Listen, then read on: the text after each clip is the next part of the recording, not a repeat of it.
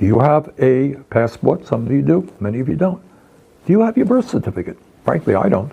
How are you going to get that birth certificate? Well, if you don't have a passport, you don't have a birth certificate, you ain't going to be registered to vote. He is actually championing a bill that actually would take voting rights away from a lot of black people in this. Wait, what voting rights is he taking away from black voters? Oh, if we look at the SAVE Act? The SAVE Act, that's exactly what we're talking about. That is actually going to continue to disenfranchise overwhelmingly a lot of people of color. There are so many civil rights organizations that have run the data. If we look at the way that it is going to disenfranchise black voters, it's the same reason why Chuck Schumer called it Jim Crow 2.0. So about 83% of the American people, including majority Democrats, support voter ID laws. What they are proposing in this so-called SAVE Act is like Jim Crow 2.0. You just stated that the SAVE Act is an attack on civil rights and is racist. Could you just explain that? Yeah. Well, we find it racist because at the end of the day, it's targeting black communities with a cost burden. We've been through this historically, right? Where we've been prohibited from voting because we didn't know how many bubbles were in a soap bar. And so this is just a new iteration of that. And we're very focused on defeating it. But if 76% of black Americans support voter ID, I don't believe that 76%. Why did I wake up to so much controversy about voter ID? Still, we still got the left out here being just as racist as the day is long, talking about black people. We don't know where the DMV is. How did you spell DMV? Stop it. Stop it, lefties, liberals, Democrats. Stop using us. Should voter ID be required? Should every American voter be required to prove that they are, in fact, citizens of the United States of America?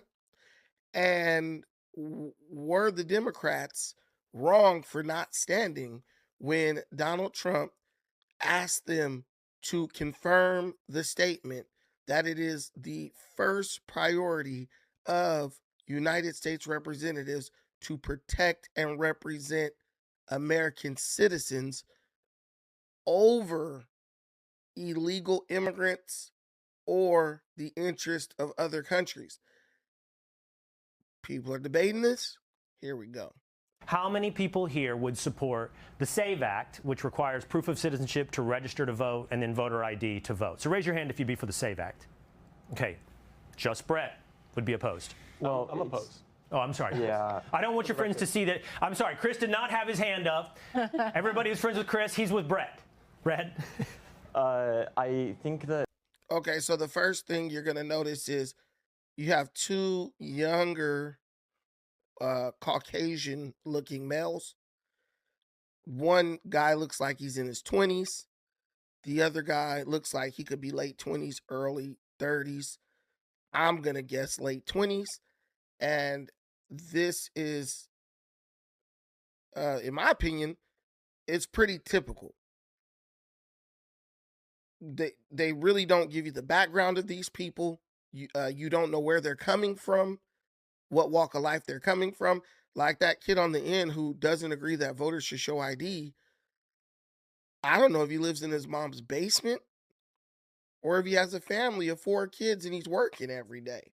But what I do know is that his opinion is going to be impacted by what walk of life he's coming from as he finds himself in this situation. And that's one thing I believe that cannot be ignored. The reality is, at least to my knowledge, and I would want to do more research into the act before I actually gave a definitive opinion, but to my knowledge, you already have to show those things to vote. You already have to have proof of citizenship to vote. And the reality is, I think that... So, fam, you haven't even did research on it. Oh, I have to do more research on it. And as far as I know, you already have to show ID to vote. He's ignorant on the topic.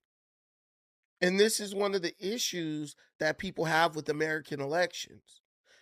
Everyone's allowed to vote whether they have knowledge of the topic or not. And for whatever reason, they're being driven to the polls and they're making very important decisions with minimal information. Not because the information's not available, but because it's not important to them. Now, do you let people, is it ethical to let allow people to make decisions based on ignorance that could have a long-term impact on the quality of their life going forward, that's a discussion that I believe definitely needs to be had. That claims about people not having voter ID and people voting illegally are overblown and not statistically true. But if it happens at all, is it a problem? If it happens at all, yes. But is it a problem if, say, out of a nation of 300 million people, 3,000 people vote that don't have citizenship? Maybe if it swings an election, but the reality is I just don't think that that's true substantially. But oh, maybe if it swings an election. So Brett wants the election to be impacted first, then the problem to be addressed. That is an issue for me because in the United States, one thing we don't like is for the integrity of our elections to be questioned. And I believe, just like with the situation in 2020, I believe that even if an election was rigged, just to save face, no judge in America, most judges in America wouldn't even hear the case because they know that if they listen to the case and evidence is presented that proves an election has been rigged, that now calls into question every American election since they've been allowing people to use electronic machines and whatnot for voting. On top of that, this guy just said that he hasn't done the research on the issue, right? But then he's going to tell you, oh, this isn't happening. This is not happening in a substantial amount to where we should even be addressing this. This is a typical liberal, young, uninformed, and not uninformed due to lack of information being available, uninformed because it's just not important to them, but willing to try to argue. If any of you have children, right, especially teenage children, people around this guy's age, one thing you're going to know, they always try to argue positions with zero evidence to support it. That's just the way it is. So I believe that a lot of that is crossing over into the political arena. And I believe the Democrat Party is keen on this, keen on that type of ignorance and using it to their advantage. I mean, murder is not that common either, and you'd be opposed to murder. Sure, but we're not talking about the same thing. So a crime is a crime regardless of its prevalence. Go ahead, Audrey. In California, I was under the impression that the clerks aren't allowed to ask for ID. Yeah, Brett, you do live in Texas, and that is a requirement in some states and not in others. I also live in California, and they don't ask you for crap. They're not, it's against the law. They've actually passed a law to where you can't even ask them. You know why? In my opinion, they don't want potential illegal voters to be discouraged or intimidated to the point where they won't go illegally vote. So they just made a law to where you can't even ask for the ID. That's ridiculous. You don't want a law to where you have to ask for the ID to secure elections, but you will pass a law to make it a crime for you to ask for ID. There's something going on in these liberal states, these liberal run cities and states, and we're going to get to the bottom of it. To your point, Ajwa, not every state requires you to prove who you are before you vote. Exactly. Why is it an easy one, Tammy? Can we not all agree that only American citizens should vote in this country? That is the privilege that we get as a citizen of this country, and just prove that you're a citizen. That's simple. Go ahead, Brett. I think the thing is, though, that substantially we all agree on that point. I just think that the reality is that an act like the SAVE Act is very likely more aimed at voter suppression and at keeping key demographics that the Republican Party does not want voting to not show out and vote. I think very often minority demographics. That's not true. No. So this is the thing where that's not. Young white boy, speaking for minorities, speaking for people when they're sitting right there and can speak for themselves. There's a black man right there on the end. There's an Asian man. I believe there's a couple Hispanics in the room and a black woman in the back row. This is the game of the liberal. Oh, I have to vote against things that actually help and benefit America because they are racist and they hurt minorities. But I'm not going to take the time to ask a minority if they feel like this hurts them. This guy is just, he is a socialist's wet dream. Oh, I think we all agree on that. Well, no, you said you didn't agree on that. Tammy Woodard, the white woman in the front row, right in the middle, she said that's the right of Americans to vote in their elections and decide on the leadership of this country. Well, once you compromise that, and there's a chance that illegals are voting in our elections, well, what's the point of even being American when everyone has a say? It makes being American less special. And no other country in the world is going to let American people go vote in their elections if we are not citizens of that country. But Democrat Party, they send their sentinel in, their sentinel of ignorance in the back row. Oh, I thought it was already required. And don't we all agree on that? And this hurts minorities. As if this guy really gives a damn about a minority. Come on, guy. Come on, Brett. Come on, Brett. Because you just out there on, if he cares about minorities, let's send him down to LA, downtown to Skid Row to go hand out sandwiches and place people in homeless shelters. I bet he wouldn't do it.